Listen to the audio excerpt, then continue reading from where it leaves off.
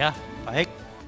Selamat sore bagi adik-adik yang ada di sini, pemirsa di rumah, di kantor maupun di kafe, teman-teman semua.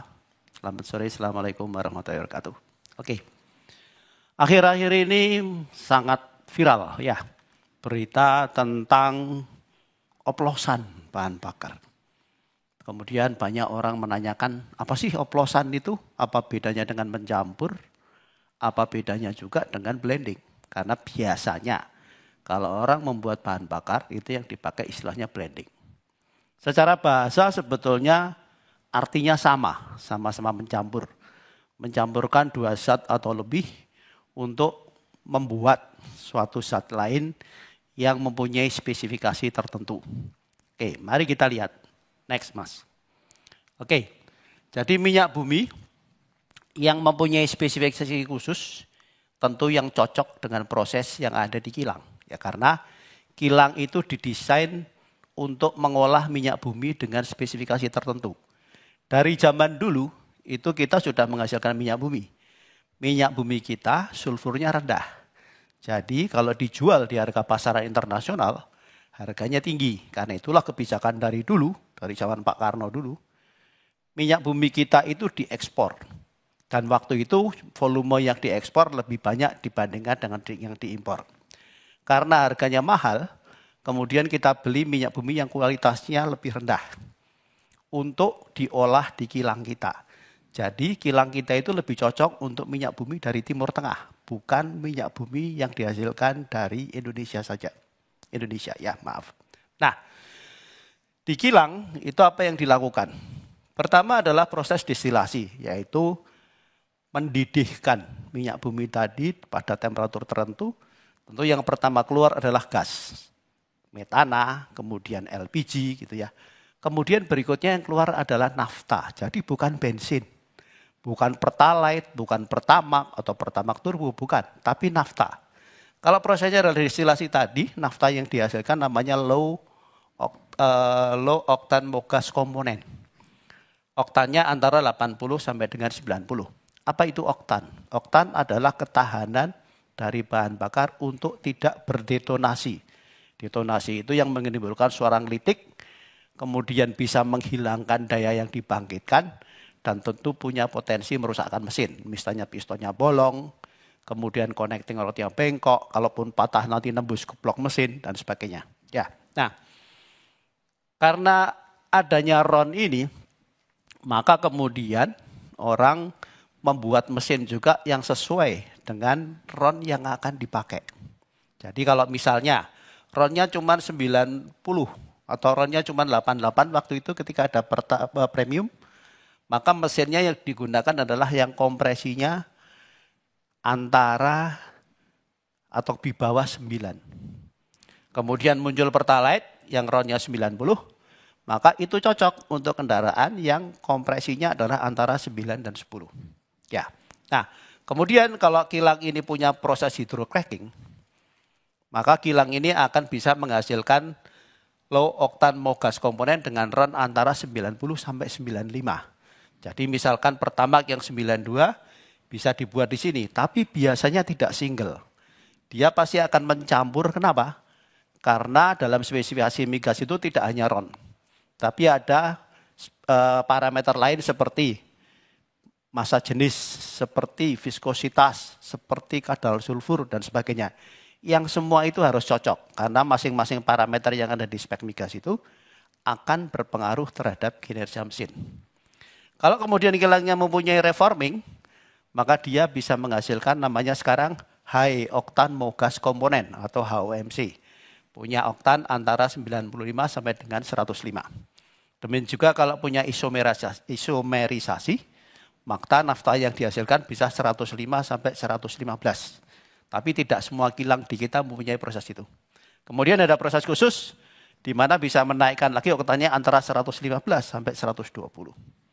Jadi misalkan kita akan membuat bahan bakar Pertamax seperti yang diributkan sekarang ini, ya. Maka itu adalah akan dilakukan blending. Misalnya antara RON 90 dengan RON 95 dengan perbandingan tertentu. Taruhlah misalnya 60/40 sehingga ketemulah RON 92. Jadi proses oplos, proses campur, proses bending di kilang itu di seluruh dunia, di semua produsen bahan bakar itu dilakukan. Ya.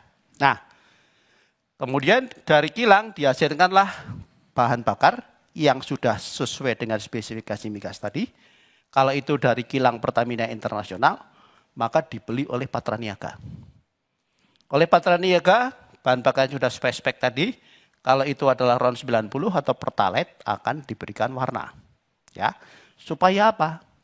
Supaya konsumen mudah mengontrol bahwa ketika dia membeli, dia mendapatkan bahan bakar sesuai yang dikehendaki. Contoh misalnya, kalau adik-adik di sini membeli Pertamax, yang dispensernya warna biru, tapi yang keluar adalah hijau, apakah kita mau terima?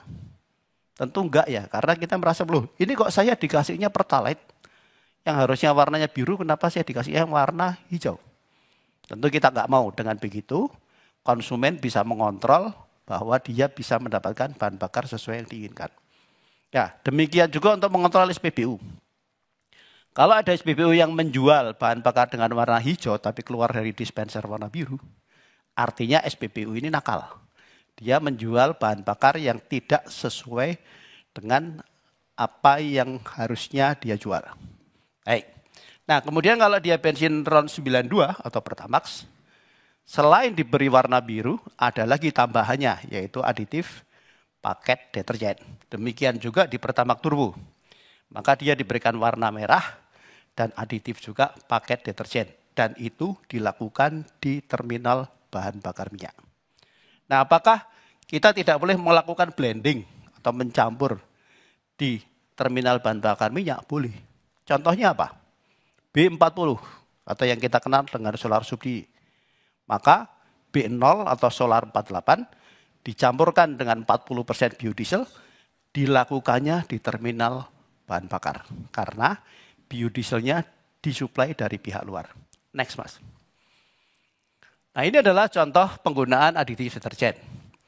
Paket aditif deterjen ini punya fungsi seperti yang kita lihat di sini, menjaga katup isap supaya tetap bersih, menjaga injektor tetap bersih, mencegah terjadinya penurunan daya, mencegah terjadinya pemborosan bahan bakar, mencegah peningkatan emisi gas buang, dan menjamin bahwa mesin itu aman untuk dioperasikan. Kalau kita tidak menggunakan paket deterjen, maka yang terlihat adalah di sini. Jadi katupnya akan banyak kerak seperti ini. Kalau ini kebetulan adalah katup kondisi baru, yang gambar yang ketiga adalah kondisi katup dengan aditif, keraknya tipis saja, sedangkan yang tanpa aditif adalah seperti yang gambar yang paling kanan. Ya, fungsinya ada di mana? Di sini. Jadi katup itu adalah tempat di mana dia akan membuka atau menutup campuran bahan bakar yang akan masuk ke ruang bakar. Seandainya banyak kerak seperti ini, maka campuran bahan bakar dan udara akan terganggu untuk masuk tertahan. Sehingga akibatnya dayanya berkurang. Jadi kalau misalkan benar dugaan bahwa Pertalite yang RON 90 itu dicampur dengan Pertamax ya RON 92. Kalau 50-50 menjadi RON 91. Maka mestinya yang terjadi adalah masyarakat bisa merasakan bahwa tarikan kendaraannya menjadi berat. Konsumsi bahan bakarnya boros. Ya, pasti itu akan bisa dirasakan. Yang tadinya mungkin membeli bahan bakar full tank bisa seminggu, kok sekarang cuma 5-6 hari ya, gitu. Enggak seperti biasanya. Next, Mas. Bagaimana kalau misalnya oplosan itu dilakukan atau pencampuran seperti yang dituduhkan Kejaksaan Agung itu dilakukan oleh Pertamina? Maka yang terjadi seperti ini. Jadi, karena di dalam Pertamax itu ada aditif deterjen, di Pertalite tidak ada. Maka kalau dosisnya kurang, yang terjadi akan seperti ini. Jadi titik yang pertama yang paling kiri adalah ketika dia tidak menggunakan aditif. Ketika kemudian aditifnya ditambah sekitar mungkin 55, maka bukan turun, tapi malah naik. Ya, kalau kita tambahin lagi menjadi sekitar 130, mungkin dia akan turun seperti garis kuning. Kemudian ditambahi lagi menjadi sekitar 180, akan ke titik yang ketiga, yang biru. Kemudian yang terakhir akan menjadi yang paling kanan. Jadi kalau kita lihat di sini, tanpa aditif keraknya cukup banyak, Dengan aditif tapi kurang dosisnya, keraknya tambah banyak. Dengan aditif yang dinaikkan dosisnya, keraknya mulai sedikit. Dengan aditif yang optimum, keraknya makin sedikit. Jadi seandainya itu terjadi, berarti antara tahun 2018 sampai dengan tahun 2023, mestinya banyak masyarakat yang mengeluhkan, kok kendaraan saya sekarang menjadi tidak enak. Tapi apakah kita dengar berita tentang itu? Next, Mas. Oke, bagaimana dengan pewarna tadi? Jadi bahan dasarnya dari bahan bakar itu adalah warnanya kuning bening. Tapi tidak selalu kuning muda. Karena tergantung dari crude oilnya, tergantung dari minyak buminya. Kadang kita dapat kuning muda, kadang kita dapat kuning tua. Pewarnanya antara Pertalite dan Pertamax sama-sama warna biru. Kenapa? Karena kalau ingin mendapatkan hijau, kuning harus dicampur dengan biru. Jadi seandainya warnanya kuning muda, pewarnanya biru, maka kita akan dapat hijau kebiruan atau biru muda. Kemudian kalau kebetulan bahan dasarnya adalah berwarna kuning tua, dicampur dengan pewarna biru, maka kita akan dapat warna hijau. Ketika warnanya adalah menjadi biru muda, kemudian viral di video bahwa ada orang mengisi 2 botol kaca, diisi 1 Pertalite, diisi 1 Pertamax. Ya. Lalu yang didapat adalah, ini kok warnanya sama? Nah itu adalah karena bahan dasarnya bisa jadi asalnya warnanya berbeda-beda, tergantung dari crude oil yang diproses. Ya. Nah, jadi mestinya kalau selama 5 tahun itu terjadi pengoplosan, maka masyarakat sebagian pasti akan mengenali warnanya. Ya. Biru muda ketemu sama biru tua, pasti akan cenderung biru memang. Tapi kinerja dari kendaraannya pasti akan terasa. Jadi di sini bisa dilihat bahwa warna adalah sebagai penanda jenis bahan bakar tertentu. Sebagai alat kontrol bagi konsumen untuk kepastian mendapatkan bahan bakar sesuai dengan yang dia kehendaki. Demikian juga sebagai alat kontrol agar SPBU memang menjual bahan bakar sesuai dengan warna dispensernya. Tapi ingat bahwa warna tidak mempengaruhi atau mengubah spesifikasi bahan bakar. Ya. Jadi kalau selama ini diributkan masalah oplos mengoplos, ada yang bilang antara RON 88 dengan RON 92, jadinya RON 90. Terus dijual dengan sebagai Pertamax RON 92. Ada yang mengatakan bahwa RON 90 dioplos dengan RON 92. Sehingga menjadi RON 91, pasti yang terjadi adalah tadi. Depositnya akan makin banyak, ya kinerja kendaraannya akan terganggu. Sehingga pasti konsumen akan merasakan itu. Dan zaman sekarang, apa-apa itu gampang viral, pasti viral. Ya, contoh misalnya kasus ketika akhir tahun lalu. Beberapa kendaraan tiba-tiba mengalami pengurangan daya yang fantastis. Sehingga hanya bisa jalan dengan gigi 1 dan pelan. Ya. Lalu pasti akan masyarakat akan menuding, ini bahan bakarnya ini pasti nggak benar. Padahal sebetulnya yang menyumbat filter itu bukan kotoran bahan bakar. Itu adalah lapisan anti karat yang ada di tangki yang larut. Ya.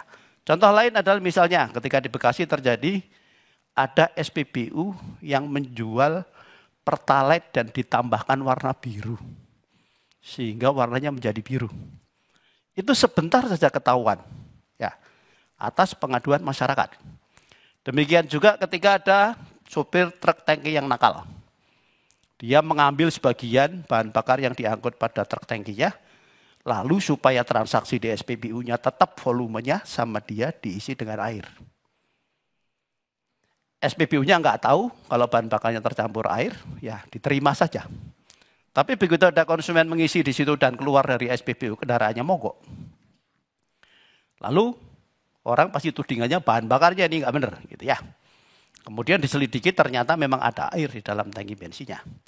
Tapi SPBU yang juga menjadi korban tadi mau melayani masyarakat untuk menguras tangkinya, mengisi dengan bahan bakar yang tidak terkontaminasi dengan air. Jadi rasanya 5 tahun kejadiannya terpotong dengan COVID 2 tahun ya. Kok sampai tidak ada berita apapun? Benar enggak? Oke, baik, terima kasih. Saya kembalikan ke Mbak Ilona.